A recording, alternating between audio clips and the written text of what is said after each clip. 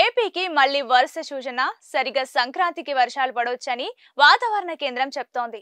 బంగాళాఖాతంలో ఉపరితల ఆవర్తనం ఏర్పడింది. ఇది సగటు సముద్ర మట్టానికి 3.1 కిలోమీటర్ల ఎత్తులో విస్తరించి ఉందని చెప్తున్నారు.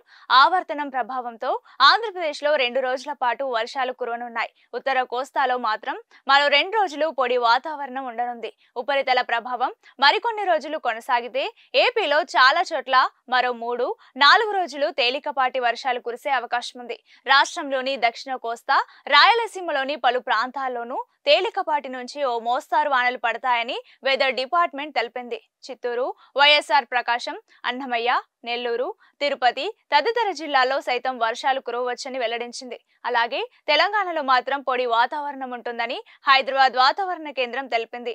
తెలంగాణలో రాబోయే 5 రోజుల్లో ఉదయం పొగమంచు కురిసే అవకాశం ఉంది. రాబోయే 3 రోజుల్లో కనిష్ట ఉష్ణోగ్రతలు సాధారణంగా ఉంటాయని వాతావరణ కేంద్రం చెప్పింది. ఇక రాబోయే 5 రోజుల్లో రాష్ట్రంలో అక్కడక్కడ ఉదయం సమయంలో పొగమంచు కురిసే అవకాశం ఉందని వెల్లడించింది.